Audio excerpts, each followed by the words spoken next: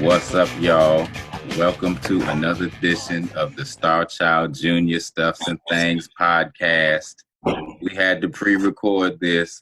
I teased y'all with the live Flea interview, but I had an audio issue, so we're just going to record this, keep it moving, and y'all can check it out later, because y'all know what this is, man. Everything still applies to those of you guys who was watching me live on my intro.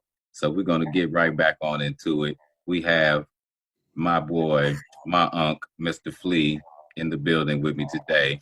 And before we left off, I had set this whole thing up about how I had recorded on the Freaky Styley record, the Red Hot Chili Peppers Freaky Styley record that George had produced. And I was just telling you guys about how my first paid session at 7 years old was on that song, Brothers Cup. I'm the young type. That's me. And so Flea was just about to tell you guys about his experience actually hearing that for the first time and what he thought of that. Yeah, I was, when you talk about it, it just brings me back to that time. And, that was a really early recording session for us, too, even though, it was our second album, but I hadn't been in the studio much in my life. And all of a sudden we found ourselves like uprooted from everything we knew.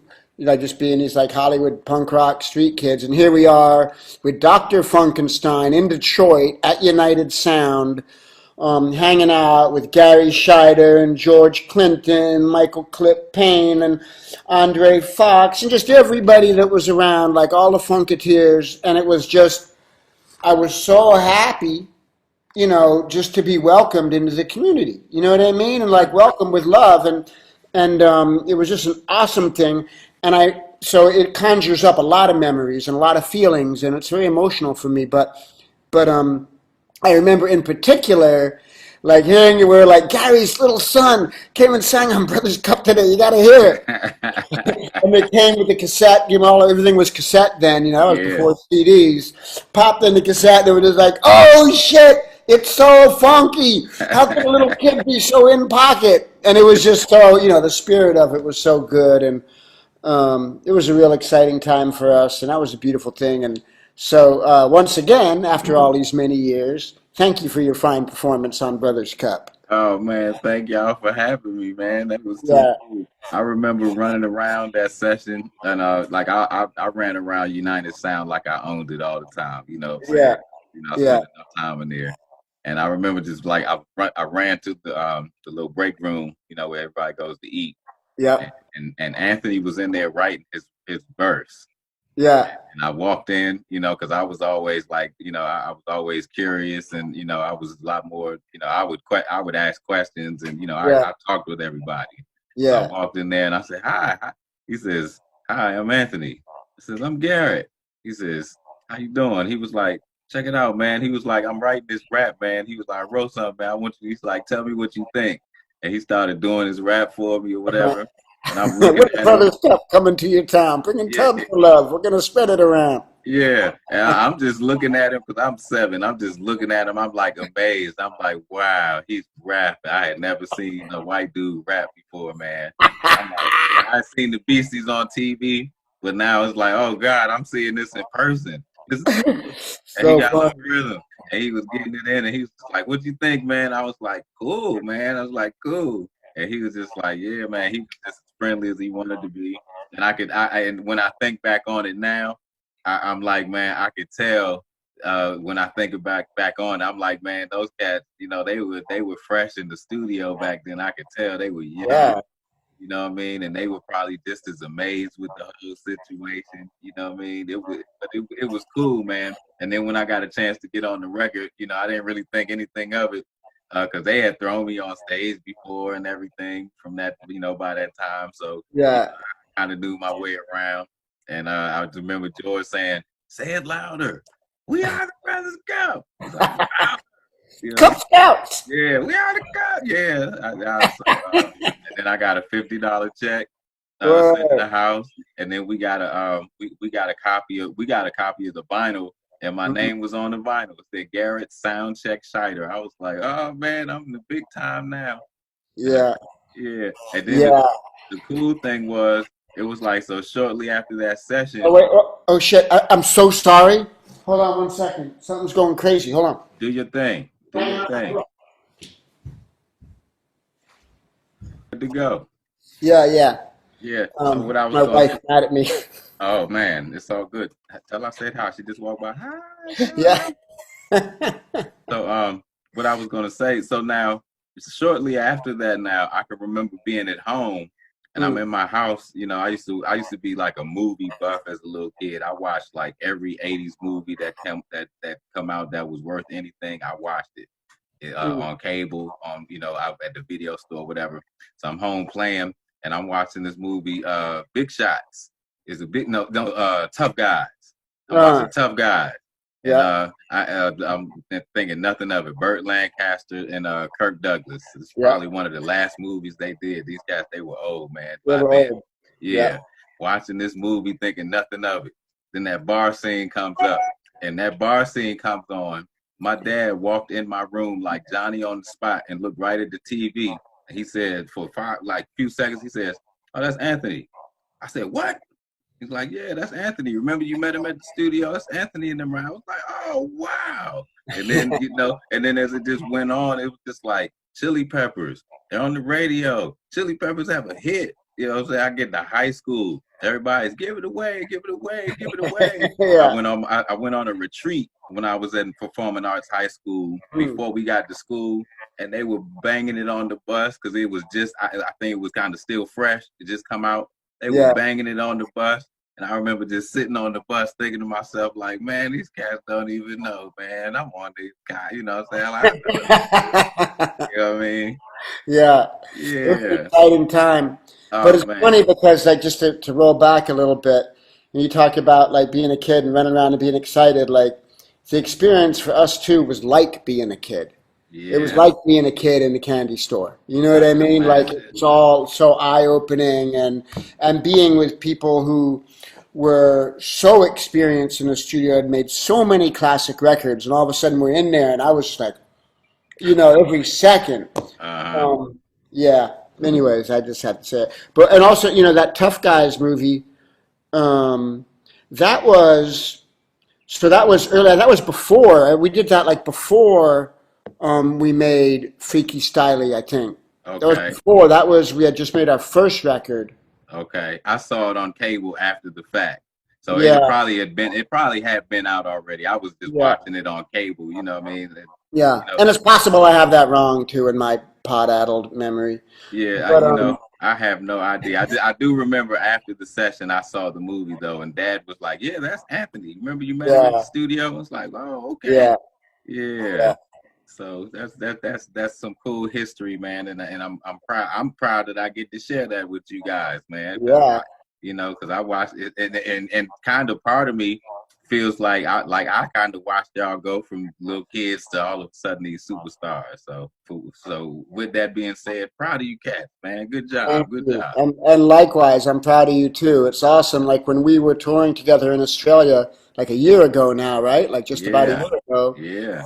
And just hanging out and watching y'all play and watching you play and sing every night is so beautiful, because you see people through the years, and a lot of people who I grew up with, the people I know, like they didn't make it. You know what I mean? Like for one reason or another.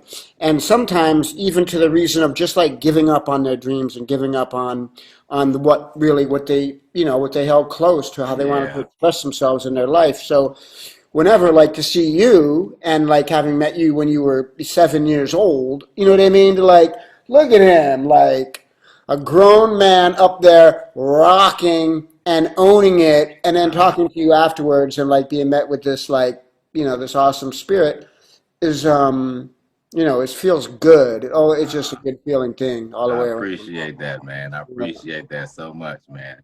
So with that said, let's get on into you now. So we'll start here. I mean, because most folks, they know the Chili Pepper thing, and they know that you play bass, and they know that you're a bad dude, and you wild as hell on stage. We know all of that, and we all know that your greatest ever accomplishment is your greatest ever work the thing that you're gonna hold most dearest is that regurgitated youth that you played on. You know what I Yeah, mean? So absolutely. yeah, I feel like my so whole life was building up to that moment of regurgitated youth. yeah. Everything. So all that to say, we know about the musical side, right?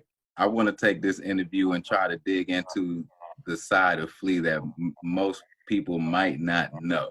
Mm, So I want to start here because I read your book, Acid for the Children. You mm. blessed me with a copy of it and you autographed it for me. Thank you very much. You're welcome. Thank you for reading it. Oh man, as soon as I got it, I sat down and started reading, and I think I read it in like 2 or 3 days, man. I Mm, really enjoyed it. So a few of the parts that really stuck out for me though, because as I read it, what I realized actually was I read it and felt like, wow, I kind of got more in common with this cat than, what I'm saying, I probably even realized, it was kind of yeah, deep. So one thing in particular that kind of struck me was how you were kind of influenced even to get into music as a little kid by your father, Walter. yeah, You referred to him as in the book. yeah. Yeah, Yeah, well, Walter, and I guess we have that in common, right? Like I mean, Walter is my stepfather, but my right. real dad left when I was a kid. I was 7 years old, 6, 7 years old, right around there. He left. And my mom remarried this guy, Walter, who was a jazz musician. Right. And, he was a real complicated dude, as you know. There was a lot of drug addiction and craziness and very unpredictable, difficult behavior that was unsettling for a child. But the music part of the equation taught me something that is given me something to reach for my entire life. Okay. And in particular, I think because he was a jazz musician and that type of music, and I don't mean to like change one music is different than another music because it's all the voice of God. But when I would watch these guys and they played bebop, Uh like Charlie Parker, Dizzy Gillespie, Thelonious Monk style bebop, huh.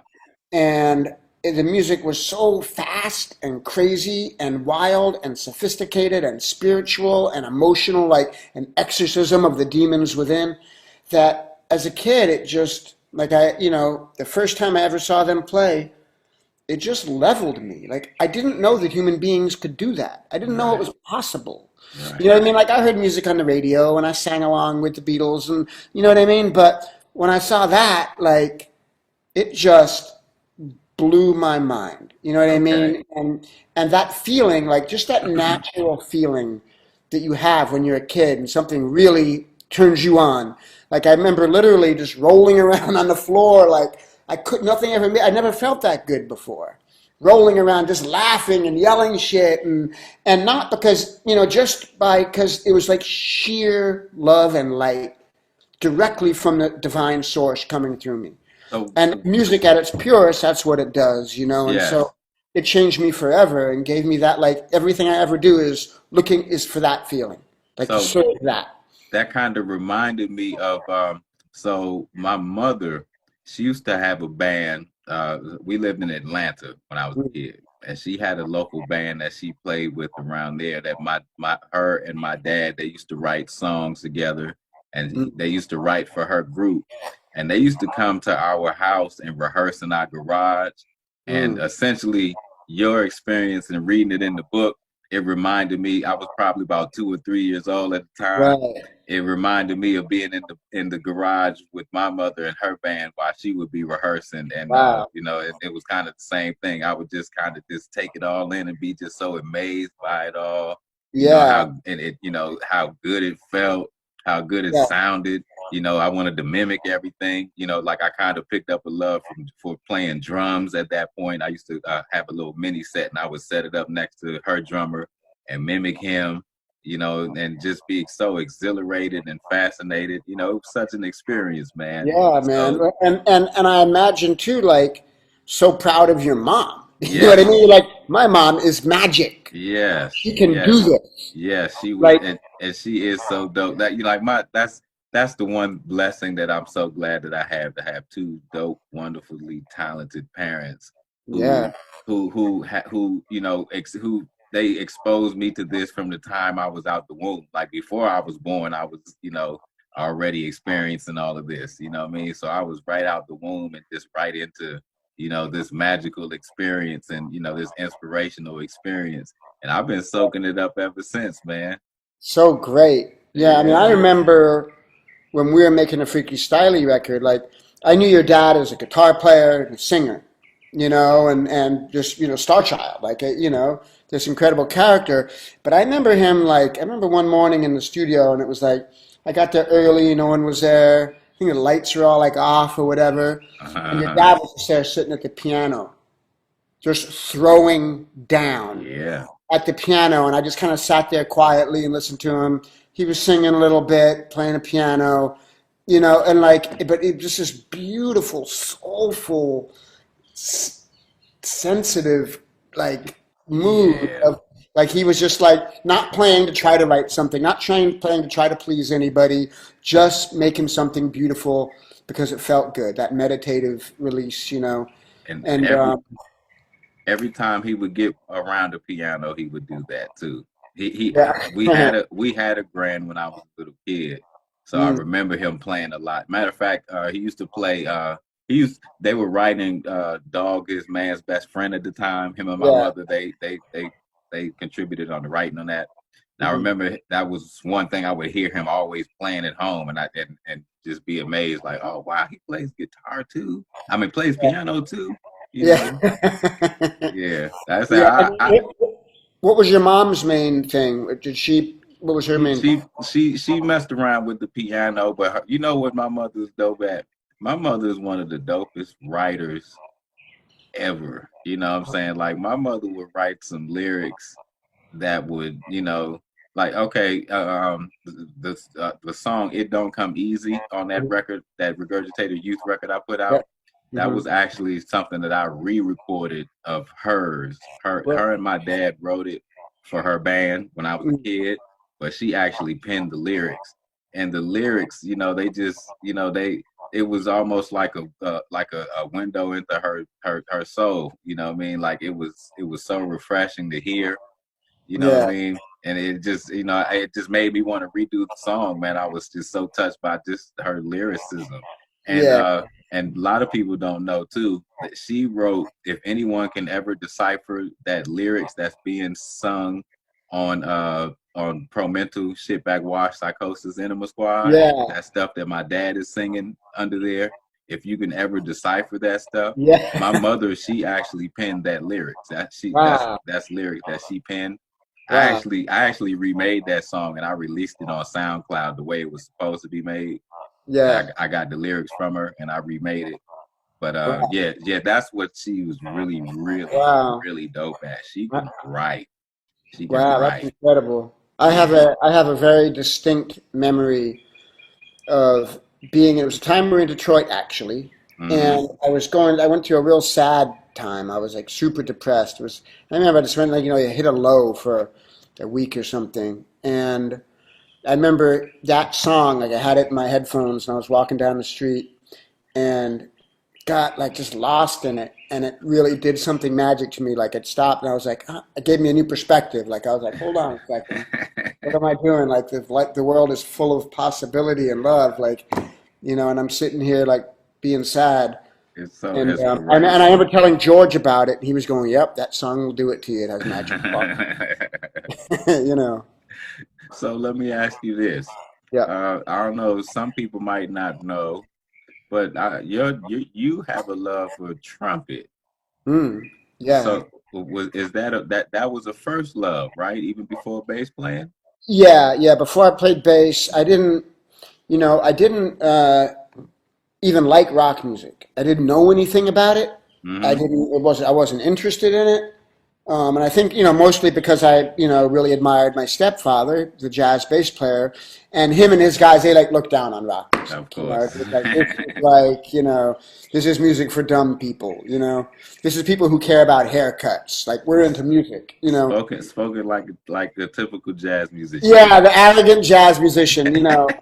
And it's actually kind of sad because the ones you look at like Miles Davis, he embraced everything. You know what I mean? And it really pigeonholed them. And then when what they did wasn't cool anymore, a lot of them just were fucked. You know, they couldn't work. But so I just wanted to be a jazz trumpet player. I idolized Dizzy Gillespie and Miles and Freddie Hubbard and Lee Morgan and Kenny Dorham and the great jazz trumpet players were my heroes when I was a kid. And until, when I got into high school and I met Hillel, who you met when we made Freaky Styley, and he got me playing bass and turned me on to Hendrix. Yeah. Turned me on to Hendrix and Zeppelin and all that. And I got into rock music and it was a whole new love affair. But as a kid, my goal in life was to be a trumpet player. I'm going to grow up. I'm going to play a jazz trumpet player. I'm going to wear a badass suit. I'm going to be slick. I'm going to play it all. I'm going to be like Dizzy Gillespie. You know what I mean? And, cut to punk rock, it all went out the window and me trying to get laid in high school, Right. Yeah. Imagine what happens. I mean, it's amazing what happens when you discover girls in school, right? Oh, yeah. Yeah. Well, it was like a perfect storm. It was a perfect storm of me becoming really close with someone who lived and breathed electric guitar. And him asking me to be in his band and saying, why don't you just learn the bass? And me just kind of being, oh, sure, and then cut to all of a sudden girls talking to me. You know what I mean? I was so shy and scared of girls. And it all dovetailed and I was like, whoa, this is happening. And then, but crazily enough though, when I was a kid in high school, or even before that, like junior high school, so I was in junior high school from 74, 73, 74. I started middle school. And P-Funk was, getting big. And it was really big in my school. And I liked funk. I didn't like rock music, but funk had horns in it. So as a kid, I could imagine myself, well, I could be one of the guys. You know what I mean? So it made sense, and I loved, like, so early on, I loved P-Funk, I loved Ohio Players, I loved the Bark, I liked hearing, I liked because they had horns. Yeah. So that was, more, and so when I started playing rock music, it was more like, and I think one of the reasons that the Chili Peppers, ended up like, we always thought of ourselves as a funk band, even though no one else did. But because, it was filtered through all these other cultural things, but like funk rhythms was just natural for me. It was never like, oh, let's try to put this together with this. It was just like, we were just being ourselves. You know what I mean? It was like organic rhythm for me and still is. Like I feel, very, natural in funk rhythms, You are naturally funky, I vouch for you. Thank you. I appreciate that. You got it. All right, so check this out. This is what I'll do now. Let's venture on into some movies before we get going. Hold on, because I want to pull up a few right quick. I want to do something right quick because I didn't even realize how many movies you've been in. You know what I'm saying? You're like a bona fide movie star too. You know what I mean? You're an actor, bro. You know what I'm saying? You're probably an actor more so than you're a musician at this point looking at this shit. Yeah. I do enjoy it, Yeah, you must enjoy it. And not always. And actually, I know we're going to get into this, but for a long time I just kind of winged it. I would just show up and like just do it. Like, hey, play pretend. This is fun. Let's do it. But at a certain point, I started taking it really seriously.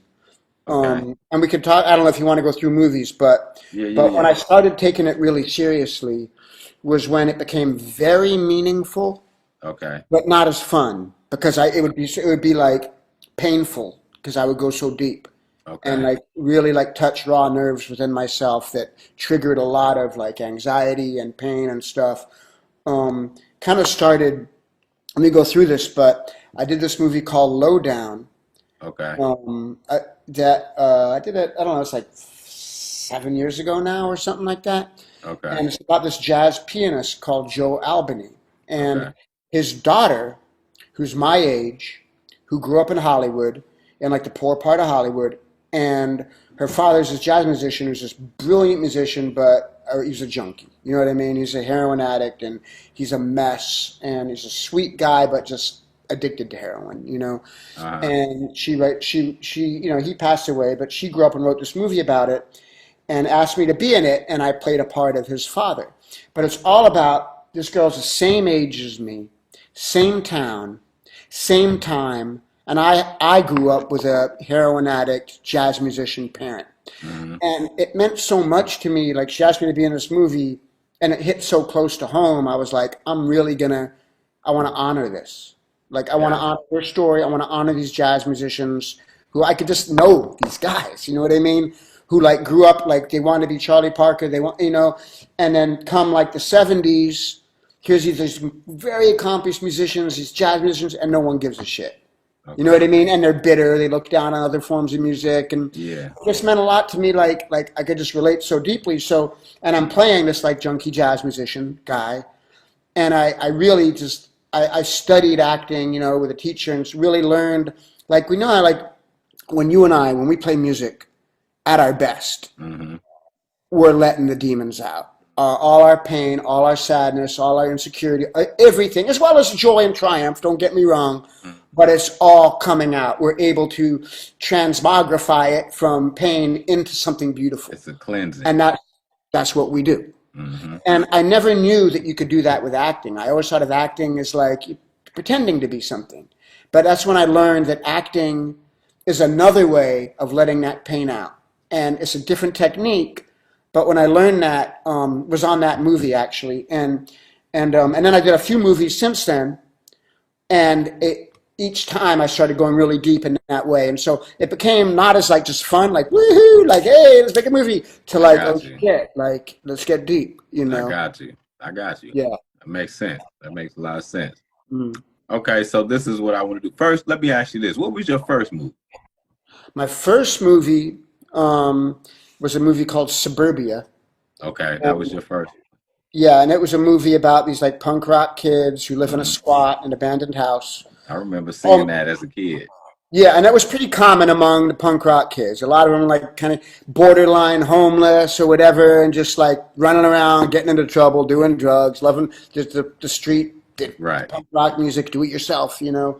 right. Um, and and um, and so it was about that, and I had just you know, was just I didn't even know really about punk rock. I was a wild ass kid, but I still wanted to be Dizzy Gillespie. I actually no, I just joined this punk rock band, and I just just opened me up to this new world, and I made all these friends, and I started off like I had a little bitty part, and when I kind of like showed an aptitude for it, and the director started liking me, giving me more lines, and making my part bigger, and Mm, it's about this movie about these punk rock kids, and it's pretty flawed, but also captures a time and a spirit with all its flaws and craziness. okay. So that was you getting your feet wet.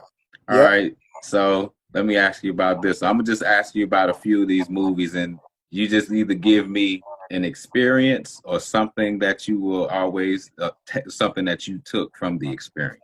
Yeah. And we'll start with Back to the Future Part Two. Okay. Back to the Future, Part Two, which I shot Part Two and Part Three at the same Yeah. time. Oh, okay. Okay. Yeah. Yeah. It was what I remember about it. I was on tour with the Chili Peppers. I think we might have been touring Freaky Style, or maybe Uplift Mofo, the next record. And they cast me in this movie, and like in the middle of the tour, and I was like, we were playing clubs. Those were the days of doing like 46 shows in 47 days, kind of thing. And Uh-huh. We and still sleeping do with it. dad and shit. And I flew home to like act in this big budget movie and came back, and I was just excited to be a part of it. I can't say, I mean, I wanted to do a good job and bring everything I could, but I can't say that it was as it wasn't as emotional for me as other movies. I wasn't around it enough to get as attached to, because I always like other movies. I like fell in love with everybody, and that Uh-huh. one was kind of like a gig. I was in and out, but I'm really grateful for them for making me a part of it. Did you like the role? The role was crazy. Yeah, the role was crazy. I don't even know if I understood the role at the time. Like, they explained it to me, you're just this weird devilish dude that shows up and like tempts Michael J. Fox to get into trouble. I had never seen the first Uh, Back to the Future. uh-huh. I didn't know. I didn't know anything. Okay. All Yeah. right. How about oh shoot. How about Baby Driver? Okay, Baby Driver was really cool, and this is, even though it's a small part, Uh-huh. this is a film that, excuse me, that I play a bank robber, a criminal, and I do, the movie's about, it's about these guys who do bank robbers, and the main guy, this kid answer, El Gort, Hmm. plays this kid. What I really liked about it, the whole movie was based around music. Like, so did you see it? No, I haven't seen Baby Oh, Driver. okay. Well, the movie, like the star of the movie, is this kid who he doesn't never talks, and he's always listening to music. And the soundtrack of the film is really good. And the director took all the songs first and built the movie around the songs. So he Okay. made a playlist basically and wrote a film around a playlist, Okay. which is really, really, really cool. But anyways, so it's like the bank robbers, me, Jamie Foxx, and just two other dudes go and rob this bank and split up the cash, and everyone ends up getting murdered except me. I run off. It's Hmm. not a big part, but I took it real seriously. I really wanted to inhabit the space of someone that would end up being a bank robber, and like find that craziness, and I felt good about it. It was hard. I had the flu really bad when we shot it, Oh, and I shit. remember that being a bummer. I was like, oh, man, I look like shit. I got the flu. I have to go. You know what I mean? But Yeah. but it was cool, and really great actors like Jamie is a fucking top of the line actor, and Yeah, so he's you amazing. know, yeah, and seeing someone like that work and how he was able to just like boom get like I have to fucking go get my head right. Like he'd just be hanging out, you see him, everything disappears. He's the fucking guy. Like the moment is living inside of him. Like it's a great actors. It's incredible. Okay. So, all right, so the next one I'm gonna ask you about is my own private ID. Or was it my own private Idaho? Yeah, my own private Idaho was one that was really meaningful for me. Um, I had, the director, the guy that wrote it and directed is Gus Van Sant. And I had first met him, he made a movie before that called Drugstore Cowboy, Okay. which is a great movie. And anyways, I had met him for Drugstore Cowboy, and almost like he came down, like sometimes they'll see like 50 people for a part, right? And they narrow it down. And it came down to me and this other guy, and he went with the other guy. But I remember him telling me, this other guy's just more right for this part, but it's so nice to meet you, and I would love to cast you, next time I do a movie. And I kind of felt like that's nice, thank you, but yeah. And then cut to over in Private Idaho, he gives me the job, and it was really cool, great experience, hanging out. I made a bunch of friends. It's about these street hustlers in Portland, street kids, and I was a street kid. I knew that life. Um, I wasn't blowing dudes for money like the kids in this movie, Right, but right, right, but right. but I know that life. I get it. Yeah, and beautiful thing was I met River Phoenix started, and it was River Phoenix and Keanu Reeves, and I became really really close with River, and he is probably the kindest person I ever met in my life. Just a Really? beautiful, just the most big-hearted, warmest, kindest person. And most people are probably familiar that he died way, much too young from drugs. And all I can really say is he was just the most beautiful. You just don't. I never met any. I didn't know those kind of people existed when I met him. I didn't Yeah. know that there were people who didn't ever manipulate you or ever come at you with a weird angle or ever use you or ever like what I mean, like even people like once in a while they do something weird, like never, you just Yeah. like was just one of those fucking angel humans, Yeah. and, That's and why that's why I asked you specifically about that movie mm, because specifically River Phoenix, I was a big fan of his as a child. He yeah, was like really like so as a child growing up with artistic parents, I mm, always and being such a movie buff, like if I wasn't in the midst of some kid mischief, I was sitting in front of a TV and I watched movies and I soaked them up like I understood everything that was going on, right? Yeah. And I would always be like so captivated and inspired by the child actors, and the really good ones. Yeah. Darius McCrary is one that I remember seeing him in that movie Big Shots. That's the one I mistaken your movie for. But he was in this movie Big Shots as a kid, and it was so inspirational. But I used to see River and stuff like Stand By Me and just all these movies, Oh man. man, Stand By Me is a great one. Yeah, and he was just always so amazing. I mean, he was Yeah. such an amazing actor at that age that I just kind of like really keyed into him. And Yeah. when he passed away at such a young age, he was like, I guess, James Dean of that era. Yeah. When Yeah, well, yeah, he was like, the girls loved him. yeah, he was kind of James Deanish. Yeah. So yeah, when he passed away, I was just like so like floored, like I can't believe it, man. So, and I didn't realize that you had done that movie with him, and then I kind of realized that you guys were actually pretty close. So it was interesting to get a perspective on him from someone who knew him. Yeah, and I say all that stuff. Like, I know it's easy to say that your friend passed away, or say all this nice stuff, but truly, like, he blew me away with just kindness. Yeah. And also, he was a great musician too. Really? He was a real guitar player and a real singer, had a real quirky style. His sister, Rain Phoenix, they had a band called Alakazattic, and she's putting out a record sometime soon, I'm not exactly sure when, of their music, and it's all, River playing guitar and singing. And I actually just the last few weeks played bass on some stuff. Like, the recordings were kind of, messed up recordings, and I went in and played bass. So it was just like a couple of weeks ago, I was sitting in my garage playing, listening to River and Rain sing together and playing bass with it, and it felt so good. Yeah. They had a deep family, man. All those names of Rain and Liberty and Summer and Leaf. Yeah, Leaf. Well, that was Joaquin when he was Joaquin, but he was like wanted to have a nature name like all the other kids. So it was Leaf for a little while. Yeah. So that's a pretty interesting thing, man. It's interesting to get a perspective from someone who knew him, because I was always fascinated by him as an actor, man. He was amazing. Yeah.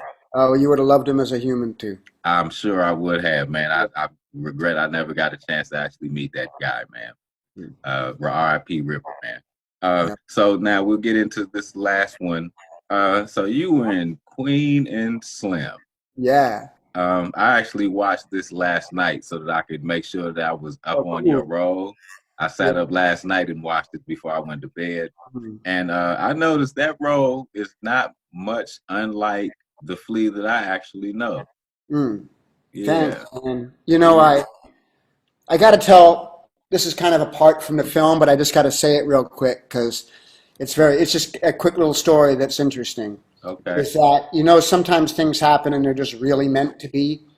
So I got married just about a year ago. Yes, you did. And my wife, right when I started seeing her, we were keeping it quiet, not telling anyone, we're dating. It's like we've been dating a couple of weeks. I get the script in the mail called Queen and Slim. And I'm reading it, and I'm like, oh, man, this is an important movie. This is some powerful shit. Lena Waite wrote it, and it's a great script, right, about important shit. And I'm reading it, and I call my agent. I'm like, whatever they want, anything, just I'll be there. I'll do it. You know what I mean? And I go meet with the director, Melina Matsoukas. It's a great director. I talk with her, and I'm always kind of nervous when you meet with the director because they might be, he's not right. Anyways, she's awesome. A few days later, I get the call. They want you for the part. Great, so happy. And so I tell this woman, my wife Melody. I say to her, I'm like, hey, I just got asked to be in this movie. It's a really beautiful script. I'm so excited. She's like, oh yeah, what's it called? And it's called Queen and Slim. She goes, oh, that's my best friend Melina's movie. And so it's just this wild thing. I meet this woman who I totally fall in love with, who I'm like, I'm going to marry this woman. At the same time that they don't even know that we know each other, get offered to be in this movie, and it's like from two different parts of my life, and they're best friends. So it was a really awesome, and she's real tight with Lena too. So it was a really beautiful like It's whatever you call it, it's interesting how synchronicity, synergy. It's interesting how the synergy. universe Yeah. works.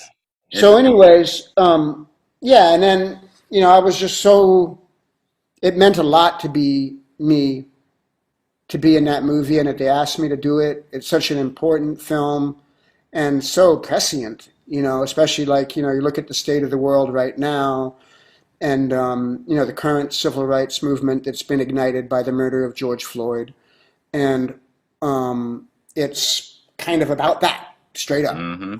It's straight up about that, and this was long before what I mean. This current thing, it's just, and I'm really grateful, of course, that I got to play a part that's a good guy. You know what I mean? But I would have happily played the bad guy. You know what I mean? Like anything to help bring that story to life, and to do it. It really means a lot to me to be a part of it. I'm honored to be a part of it. I think it's a really important movie. It's a painful movie. It's a painful movie. Yes, it is. Um, but it's important, and it's got deep love in it, and it's beautiful to look at too. It's just like Melina has such a great eye for these beautiful shots, like when they're first driving through the sun is Mm-hmm. rising, the Mm-hmm. first morning, and They as did an Daniel. Oh, go on. I was gonna say they did an amazing job shooting it. Yeah, and it's really like Melina. She made like those award-winning Beyonce videos and stuff, and she's a real. She has a remarkable vision as a filmmaker, and I just hope to see her make lots of more movies. And of course, I'd be honored to be a part of all of them. I'm sure you Um, got you a part. You did good, man. yeah, I I'm glad. I take it real seriously. It was very painful, and I normally would never talk about this, but when I was getting ready to do it, I really wanted to look. I'm a white man. You know what I mean? I've been like white privilege my whole life, and I'm very conscious of that. You know, um, but in my effort to and I've always, all my life, I've been around all different kinds of people, and I'm lucky that way because I think like a lot of like most racial hatred comes out of ignorance. It's stupidity and ignorance, but it's a big part of it. People just don't communicate. They don't fucking talk. They get stuck in their worlds. You know what I mean? Like, but, and I'm I ready was to lucky. listen. Yeah, and not listen. I'm lucky from a young age that I was exposed to everybody, and it's I'm very count myself very fortunate. But in getting ready for that film, I really went and to try to like deeply do my best to feel the pain. I went and like looked at like lynchings and all this shit. You know what I mean? And just just you know Yeah. felt a lot of pain, and just for the ancestors, I just wanted to try and be there and do my best to understand. Yeah. Well, you did good. I'm glad you got to play a good guy too, man. Because Yeah, me too. if you'd have had to play a cop or something, man, I'd be like, oh man, I can't interview that guy. I got to let that wash off first. Because I get into movies, man. You know what I'm saying? Like I get scarred by movies like that and stuff like that. Like it takes me a little while to shake it off and be like, just a movie, it's just a movie. I'm one of those Yeah, guys, man. So yeah, yeah, I might not have liked you for about a week or so. yeah. Yeah, you might not have been able to be my uncle for about a week. No, In a but row. real shit. What you're saying, man, and I'm in between everything that's going on right now, man. I'm glad that you're staying safe and taking care, and in this situation, we have a lot of situations going on right now. Feels like like we in some kind of bizarro world right now. You know what I mean? I'm just glad that I get a chance to, to still do things like this, to get a chance to just still release and, like stuff like this is therapeutic for me, man. So, Yeah, I feel like I'm fortunate and blessed to be able to step inside of the box like this. If even if I can't be on the stage right now, at least I can always find a way to entertain the people and kind of absolutely. shut that off and And, even and give people something else to give people something to shut that off too. You know what I mean? totally. And all of our stories are like kind of everything. Yeah, You know they what I are, mean? And man. whether they're expressed, no matter what art form expresses them, or whatever. Like sometimes you express your story just by chatting with the waiter at the, you know what I mean, at a Exactly. diner. But our stories and sharing them and communicating is our hope of succeeding as a human race. You know what I Yes, mean? Like indeed. we have to like know each other and connect and build bridges of love, and that's our hope. You know what I mean? Like not, the other things, like yes, we got to like certain things we got to like not destroy the environment and educate our children and all this stuff, but it has to like start with love and unity, and that's our only chance, Let's man. start with the basics, y'all. Love and unity, man. Let's Yeah, start with the basics. And absolutely. wear a mask. God damn it. Yeah, wash your hands, wear a Wash your mask. hands, I damn don't. it. That's one thing. Like I just don't. I don't. Yeah, Like I'm what is telling it? you. Like it's like this will stop people from dying. Like Well, why? I'm not doing that. I have a Second Amendment right that says I have a freedom Yeah, to speech. I'm like, well, what the hell does that have to do with wearing a mask, you selfish son of a... yeah. It's yeah. I really don't. Like sometimes, like if it's a point of view that I really disagree with, and I might even think it's a cruel point of view, and it's an unkind point of view.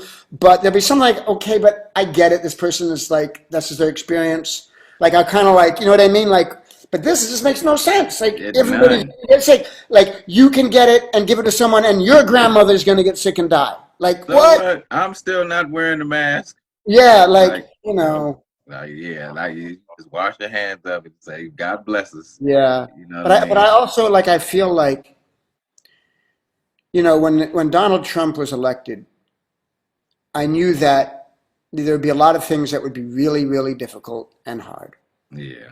But I also knew that it would usher in activism and consciousness, and it would raise a level of awareness of people Mm-hmm. of what's going on. And I feel like right now there's like serious awareness around. Like people are Mm-hmm. paying attention, and people are like learning, and people are doing stuff. You know what I mean? To like in whatever they can to like let's try to make the world a better place. You know what I mean? Instead of just coasting in their little in their lane. You know what I mean? Because I'm cool. You know what I mean?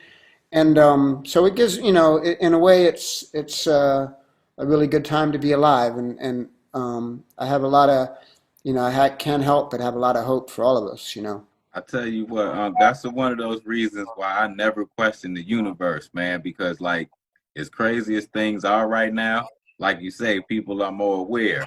And I realize people are way more aware right now because there's no other distractions. Everyone's stuck in the house. You know what I Yeah. mean? So we got this virus out here keeping everyone in the house. You know what I mean? I never question the universe, man. Things Yeah. are happening for a reason. People are, Yeah.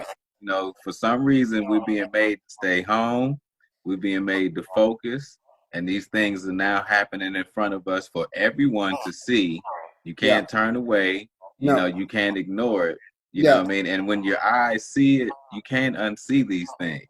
Yeah. You Yeah. know what I mean? So more Yeah. No, it's people, like 'cause sometimes it'll be like you're sitting there like people watching TV. Oh, this awful thing happened. You know what I mean? This guy got killed for nothing. You hmm know, and but oh my God, I felt, honey, did you see that? It's really terrible. Uh, but the Lakers are the, on. the game is on. Go to the other Uh-huh. channel 7 real quick. Like, oh, Uh-huh. that's awful. But oh, come on, go. You know what I mean? Like, no, Yeah, it's too no. And easy. so It was too easy for people to not have to involve themselves with that because it's too much other things going on in a lot of folks' lives, and now everything's shut down. They have to see these things. So like you said, and as unfortunate as these things are, now people are their eyes are open, and yeah. that's a good thing. And I do believe that for one thing, the environment's getting a big break, and I do believe that consciousness is being raised, and a lot of really positive things can come of it. So I just look at it as a reset, man. We're gonna be all right. We just gonna sit back and Yeah. reset a little bit. Reset, write some music. You know what I'm saying? Yeah, Yes, indeed. yeah, So I man. tell you what, man, I think that I have taken up just about all of your time tonight. Um, but before I get out of here, before I let you go, let me get a drop from you. Okay. I just want you to tell the people who you are and that you are on the Starchildjr. Stuffs and Things podcast. Okay. This is Flea, and I am honored to be here today on the Starchildjr. Stuffs and Things podcast. Peace and love to one and all, and that's it. Yes, indeed. Oh, let me ask you one more thing Yeah. before I get you out of here too. What the Lakers gonna do? They're gonna win it all. They gonna win it all. I They're knew gonna you was win it gonna say all. that. You They're really gonna believe win it that, all. don't you? Yeah, You, yeah. I can't remember. Are you a basketball fan? Are you into? hell yeah, man. Oh, I be cool, watching man. every. I watch all sports. It's gonna be weird, right? Like It is. watching this in the first of all, like this time of year, basketball, end of July, I and it's know. just kicking off, and no fans, and I just don't know what's gonna happen. Like they're Yeah. gonna get in What you here, and gonna then like What you three gonna do? players. You're not gonna What? be able to be in the Staples Center giving them hell, man. What you gonna do? I know. What are I you gonna know. do, man? It's a I'm gonna conspiracy. I'm gonna like get my little my what do you call it? Your my statue, my Magic Johnson shoe, all my stuff, my Kareem signed jersey. I'm gonna get all my stuff, put it up, park in front of the TV, and go crazy. I know. You I love it, man. It's artistry, man. you the new sixth man. he You the new sixth man. Jack retired, right? He's not coming to the games anymore, right? still comes, but he's slowed down significantly. Yeah, see, you getting ready to be the new sixth man, so the new official 13th man. mascot. Yeah, man. Now, good luck to your Lakers this year, man. It's a shortened season. I think anything can happen with the way this is going to come together. It's just going to be interesting seeing how this even plays out. Yeah, wait for you. So is it Wizards? Oh, No, so here in DC, they give me yeah. all types of shit because I still root for all the Atlanta teams. Because Ah, I was born in Atlanta. I lived in Atlanta till I was 14, right. and that's where all my Right. sports fandom started. Even though Yeah. all our teams sucked until about the 90s, and then Right. it was okay to be an Atlanta fan in the 90s. Yeah, yeah. Well, the Braves were great, right? In the And 90s. yeah, In the yeah, yeah. 80s, when I lived there, Oh, and we yeah, used yeah, to go to the yeah. games, they were terrible. Well, it's been a while for the Hawks, but Trey Young is real, dude. Yeah, I like what Trey, the Hawks are doing. Trey Young is wild, and there's that other kid, John John Thompson Collins. Collins. That's his name, right? Yeah, I like Yeah, what yeah, they're doing. yeah, yeah. Trey Young's exciting. Yeah, and they're coming too. They still got a few. They got a lottery pick coming this year. They got a few Right. lottery picks that they're stacked with already. They're coming. Maybe they'll get LaMelo Ball. Yeah, I don't know if I want him. It's hard to know. Yeah, It's hard. you know who I want? I want Weissman.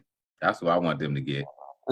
I don't know the draft class that well this year. I don't. Okay, that's Yeah. the boy who played for Memphis, who was ineligible for. They let him play for 12 games, and then they decided he wasn't eligible anymore. And he was How can he not be eligible for the NBA? no for he was playing. Oh, right, right. Oh, I read about that dude. Yeah, he plays for Penny Hardaway. He was playing for Penny Hardaway's Memphis squad, and he was having an eligibility issue. They let him play Right. like the first 12 games, and then all of a sudden Yeah. they decided he wasn't eligible, Mm, or something they made him go through, and he decided he was just going to go to the draft. right. Yeah. I mean, normally I get to know the college players at the tournament. Like, I watch the whole tournament real tight. But Okay, yeah, yeah. okay. But I go to high school games and shit, dude. It's so fun. Y'all don't ever get a pick anyway, do you? Huh? The Lakers don't ever pick. They don't ever pick in the first round anyway, do they? They Don't don't they have a pick trade for all like their 47 years. Yeah, they trade all their picks for superstars. Yeah. Come on, Yeah. Well, AD. Yeah. I'm good excited. luck to your Lakers, I'm man. excited. Thank you, Garrett. It's Yes, great to see you. And stay in touch. I'll talk to you soon. indeed, man. You take care. Tell Melody I said hey. I will for sure. All right, take care, y'all. All right. Bye now.